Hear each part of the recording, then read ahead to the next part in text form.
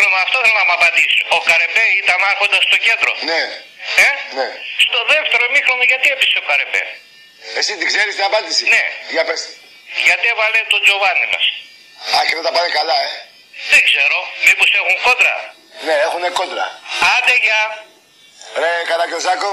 Τι θέλει να μας πει. Μαλακία είναι, ρε Καραγκιόζη. Εσύ άστο, άστο, μην βρίζεις μόνο. Τι να βρεις τώρα, άκουσες μαλακία είπες τώρα. Άστο τώρα, μην βρίζεις. Ρε άκουσες τι είπες τώρα. Μα βρεις ξανά έρχομαι, στον λόγο, μην βρίζεις το κάθε κελί. Ρε Καραγκιόζη. Μα είναι μόνος του, είναι ανάγκη να τον βρίζεις εσύ μόνο τώρα. Μάγκα τον έκανε. Μιλάμε για έναν άνθρωπο ο οποίος πρέπει να είναι πάνω από 40 χρονών και πήρε τηλέφωνο ποιος. Ο Μηδέν Βαθμής πρέπει να είναι. Τι να σου πήρε Τάκη τώρα.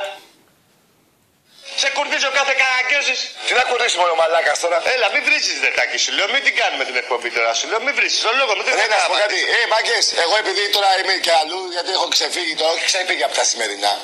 Δεν ξανάρχομαι και να έρθει ο Καραγκιόζης εδώ να δει κάνει αυτός. Εντάξει, άντε παλιό μαλάκα. Γιατί είχε κόντρα. Εντάξει, εγώ Τάκη να σου πω κάτι τώρα, άμα γίνει δηλαδή. Καλησπέρα. Είναι εκπομπή δηλαδή πήγε έτσι από την αρχή. Ναι, το τι μου λέει, ρε Άκη. Και μου είπε να το μου είπες να το ακούσουμε, το ακούσα. Εγώ σε άλλη εκπομπή έτσι με πινελίκα και τέτοια δεν πρόκειται να το ξέρω. Ούτε κι εγώ. Θα την κάνουμε μόνη της, θα μιλάνε καρέκλες. Καλησπέρα. Τι να κάνουμε τώρα, δηλαδή θα γίνουμε σακρούμενοι τώρα με τον καθένα. Κάτσε ρε Τάκη τώρα με τον κάθε Καραγκιόζη εδώ και πάει μια μισή ώρα και ο άλλος δεν μπορεί να κοιμηθεί. Συγγνώμη λίγο, ρε φίλε. Δεν μπορεί να κοιμηθεί από τη χασούρα που έχει τσακωθεί με την Νίκη και πήρε να μου πει εμένα για τον Καρεμπέ και για το τέτοιο που δεν είναι τριβέ τα μάτια του.